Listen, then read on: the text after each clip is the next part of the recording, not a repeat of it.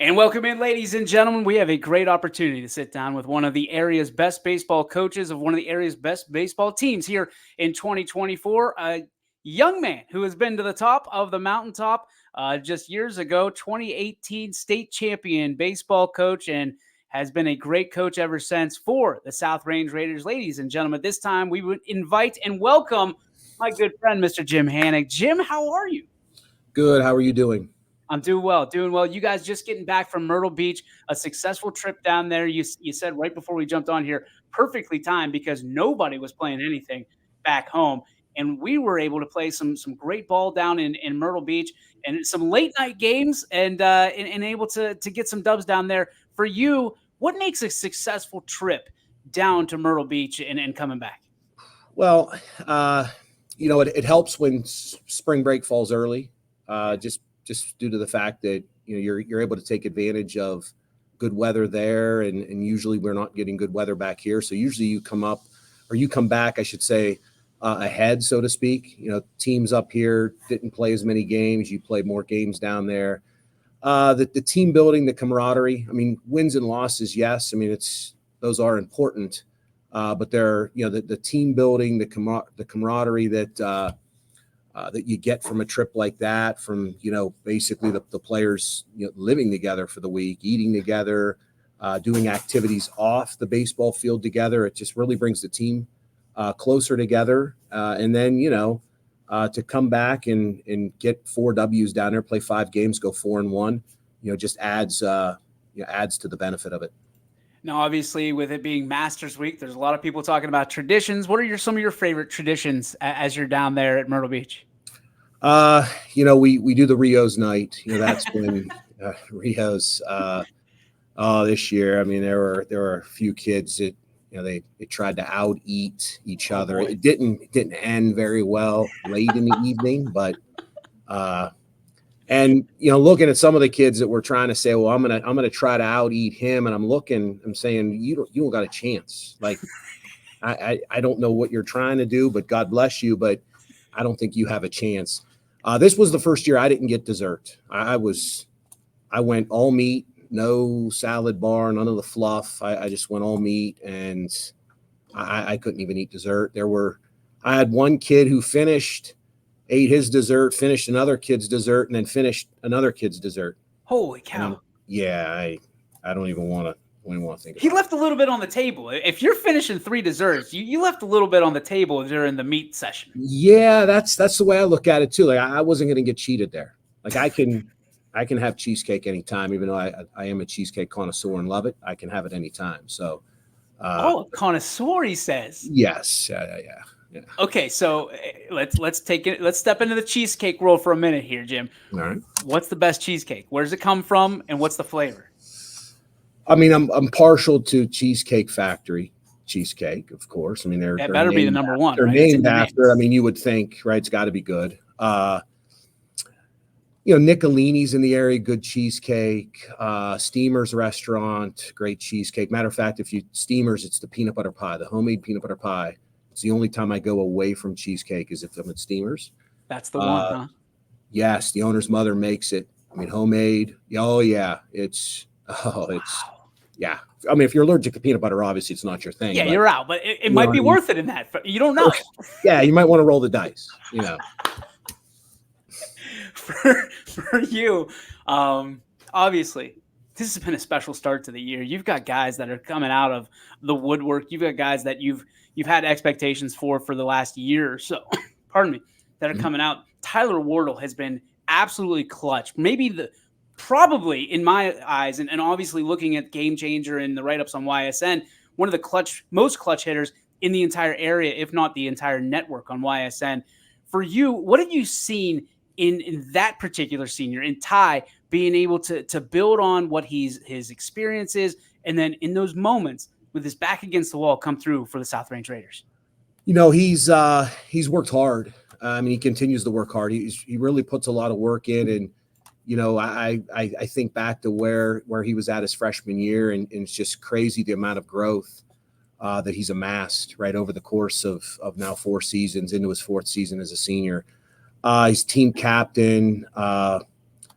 and I think he's strong in his faith, and I admire him for the fact, some kids are a little maybe shy about that, but I admire the fact that he's not, and he's very open about it. And I think that has something to do with it as well. I think when you talk about, him being able to rise to the occasion in pressure moments, I think that strong faith base he has, I think he can kind of call upon that, and I think that calms him. I think he's our table setter this year. I kind of saw him as a potential leadoff hitter. We kind of put him into that role in scrimmages and early in the year, and I just absolutely love it. I think he's doing an incredible job for us. He had the big game-winning hit, game-winning RBI against Abbeville Thursday night, and a 0-0 game into the 6th inning, and it was, they threatened early. We threatened the inning prior. Had a runner, I want to say, to second base with 1 out, couldn't push him across.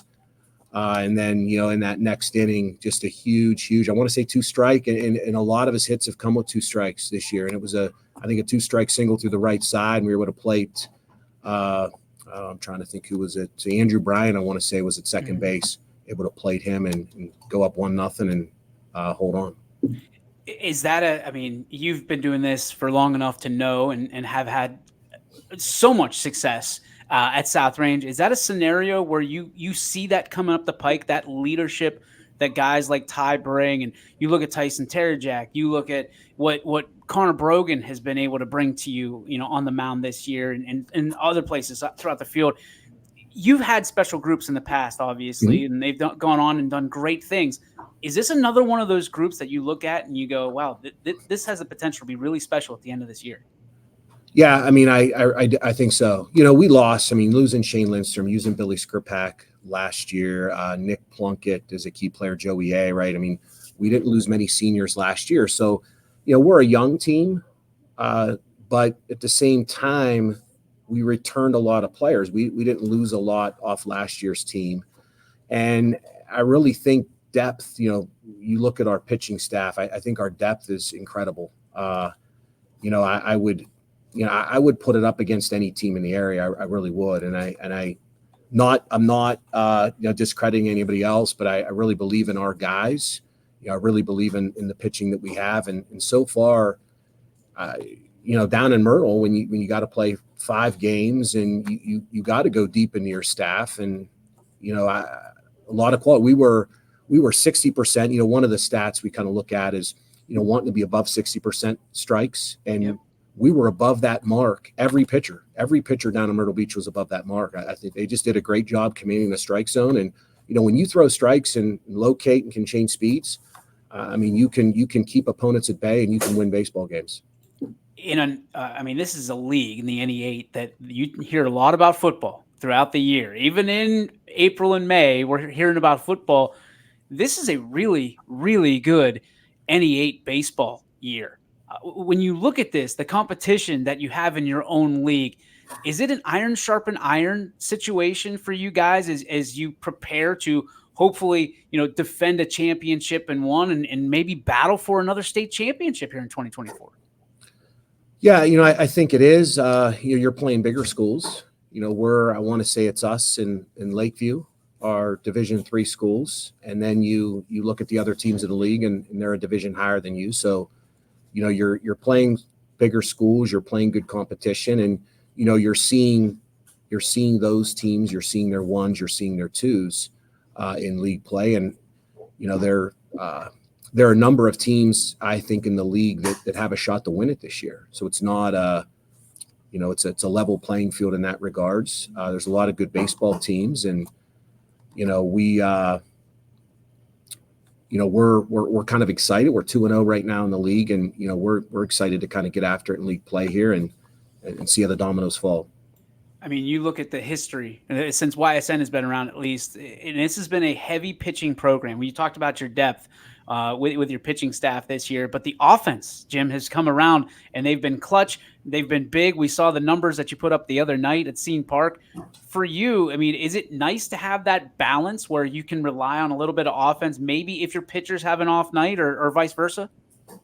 Absolutely, and we're doing it. We're doing it throughout the lineup. That's the beautiful thing. I mean, right now, I sit down and when I look, there's like I don't know 11 to 12 guys that you can run in there on any given night right now in our lineup, and you know you sit there preseason and you always are always optimism, of course, but as you kind of looked at the guys this year in practice and what they've been able to do, and yeah, I really think this team offensively can really be special. I mean, as much as I really like our pitching and our defense, and I rave about our pitching. I really think this team can be really, really special offensively, and they're showing at least early in the year, they're showing those signs. You're a guy more than probably anybody I know in the coaching ranks that relies on analytics and the science and the data of all of the things, and you get as much as you possibly can to make some of the decisions. So I guess my question for you, as a guy that is a gut decision maker, is there ever times where you sit there and you go, okay, I got to trust my gut on this one, or I trust the data, I trust what the numbers show? Where's the balance for you when you're coaching, whether it's in the dugout at third base, making the lineup? How do you kind of make that salad, so to speak? I look at input. Captains to an extent have input in terms of kind of how they feel, like where the team's at. I like to touch base with the captains and just kind of have a feel for where the team is at, because sometimes they have a little bit better idea of where the feel is just day in and day out within the locker room. I think there's got to be data used. Obviously, I mean we track stats and we keep those stats, and there are those key stats, right, that pretty much everybody would agree on that are important. On base percentage, quality bats, batting average, etc. But then there is the element of gut, and I think there has to be a balance. And a lot of in-game, I would say, usually it kind of falls on gut. In terms of those in-game decisions, a lot of them kind of, I think it's a mix. I think you got to look at data in terms of maybe how you put your lineup together, but then in game, you got to just kind of see how the game's evolving. For example, a kid who's looked poorly at the plate, let's say the first two at bats, hey, it's just not your day, son. We'll run a pinch hitter up there, and we have that luxury this year. Where some years you don't. Here's my 9, and I'm gonna live and die by it. But I think we have some depth. No, and I love hearing that. It's great to hear from you, because I mean, I value what you do so much, because you dive deep into the data, the launch angles, the things of that nature when you're talking about the offense, and it's coming around. I mean, almost you're ahead of the curve, Jim, and you've been that way for the last few years, that everybody's trying to play catch up to you, and now they're going through stuff that maybe you did 2019, obviously we missed 2020, but you look at what you've been able to do, it's impressive. It's impressive, to say the least. And I'm not doing that just to fluff you up a little bit. But one of the things that I'm really interested is, so many coaches have different angles on how to keep their kids, I want to say entertained, but keep them getting better on a daily basis. When you go from what you guys did down in Myrtle Beach, and that's play scheduled games, to coming home and you don't know when the next time you're going to play is. How do you keep your guys active and not stale and in the gymnasium and things of that nature, so that way you keep their interest, you keep their attention, hopefully you can keep the string of wins going along the way? It's a challenge. There's two sides. There's, hey, if we didn't go south, we would be, there's a couple ways to look at it, right? You don't go south, you don't get many games in, that presents a challenge. But then the other, which you pointed to, right, and sometimes overlooked, is, hey, we go down there and we play all these games and we're playing day in and day out, one after another, and you kind of get on a roll, and then, right, you come back home and you come back home to just sitting. So I think time off, I think there's a balance of some time off, some shorter practices. Today, for example, after school, we're just going to hit. Yeah. We're just going to get up in the cages and hit a little bit. We do play we have light flight balls. We actually play a point game in the gym. The kids really get into it. We have the kids pick teams. We just sometimes we'll go with the captains, or we just designate two people as team captains. They pick their squad just basically how you would if you were playing a playground basketball game. And then we kind of hit these foam balls from one end to the other, and based on where it hits, if it hits the back wall, it's 1 point. If it hits the railing, it's 2 points. And we kind of have a point system working up into the mezzanine, so it kind of rewards the high line drive, the low over the low line drive a little bit, and Yep. we just compete 3 outs, change sides, and that kind of you're still working, right? I mean, you're still getting work, you're still working on the swing. There's still an element of bettering your craft, but at the same time, it's a friendly competition, and I like to see the kids compete. I think you got to learn. I think learning to compete, it needs to be learned, and that's a skill that we're not playing games, but yet we still want to be in that competitive mode, and I think that allows a balance of both.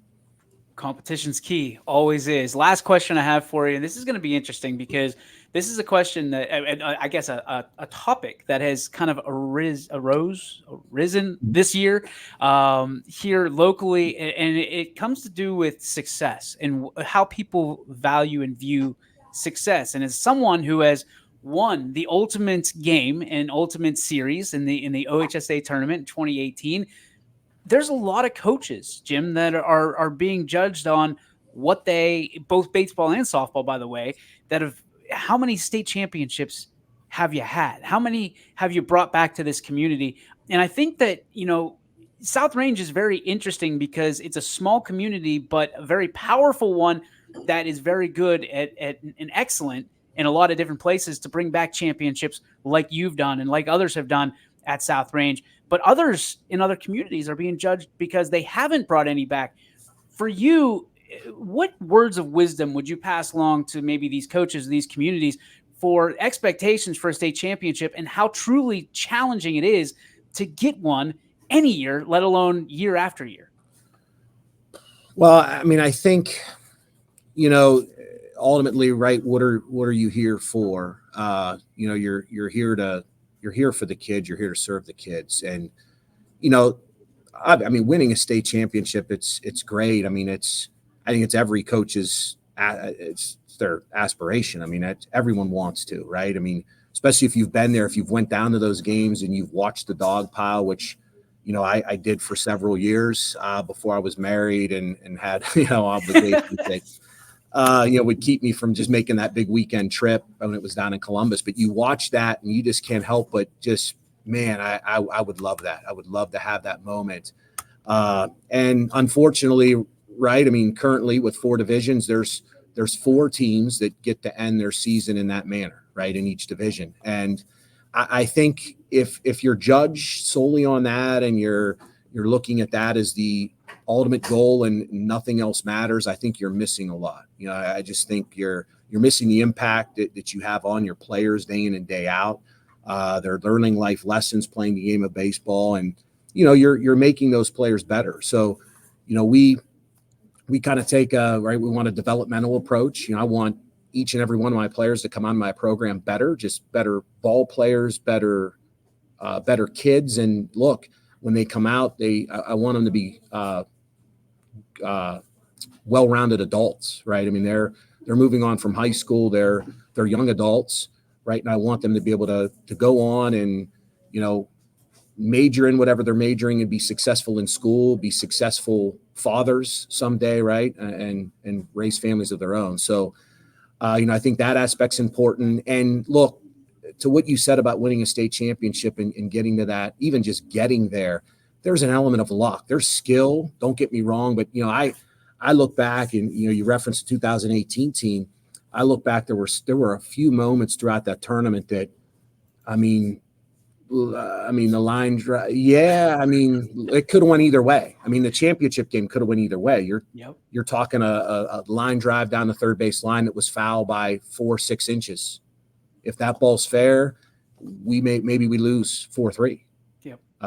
So it's incredible. I mean, for this topic, and it wasn't just one school, there was many, and we caught wind of it. And I'm thinking to myself, that I don't think people realize how challenging it is and how much goes into it, how many years go into winning one state championship. And obviously, everybody gets excited about it, and then it's tough to go back. I mean, we've seen that with your program. It is a challenge, and it's not something that's ever guaranteed to you. No. And especially, you talk the sport of baseball. There's a reason you play a series, right? I mean, if you look at Major League Baseball, they play series. The game of baseball wasn't meant, to decide which team is better, wasn't meant to be a one-game format. Unfortunately, look, it has to be that way. But even in college, right, they play the super regionals, and then they have a losers bracket, right? When they get to the NCAA tournament, they have a losers bracket where, a team can have an off day, but look, you still have a chance. Whereas, look, in our format, one bounce here or there you go. Last question for you. I know I already lied. I already told you there was one. I got one for you. Being that you are the pitching guru and come from the pitching background and the lover of all things pitching, how does the pitch clock strike you? You know what? Look, I mean, I'm sure you read the reports this last week about all the injuries and they're attributing some of the arm injuries they're attributing to the pitch clock and just, I think it's sad that they had to institute a pitch clock to kind of speed the game up. I mean, I get it. It's, for the fans in general, to try to increase interest or hold interest, right? Just people, and I think it's just society today. We want it now, right? We're a want it now type of, we have everything. I mean, just at the touch of our fingers with our phones, etc. We want pace, and I agree. I like aspects of it. I mean, even as a coach, it's more watchable now. You know what I mean? For me to flip it on, it's just because the action is there. But I just think when guys step out of the batter's box and they got to unfasten their gloves 3-4 times, like after every pitch, it's like change your routine. Yeah. I mean, I get it. It's your routine, but you can't tell me that was your routine. It evolved into that. Yeah.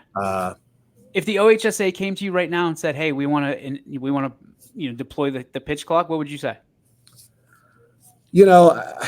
I mean, I think high school moves at a good clip now, but I mean, if that's something they were going to do, I think, you kind of prepare and, you coach around it in terms of calling your pitches. You're ready. And I like my pitchers to work fast. I like them to work in rhythm. And usually, right, you're calling a pitch. Okay, if this is a strike, we're going here. If it's a ball, we're going here. So you already kind of have that next pitch in your head as to what you're going to throw. Love it. Jimmy, thank you so much for the time. I know I went over time, so I apologize for that. But taking time out of your busy day to talk to us, you are always welcome. Please let me know and continue the great stuff, man. It's fun watching your team and fun watching you coach. All right. Thanks, DJ. I appreciate it. You got it.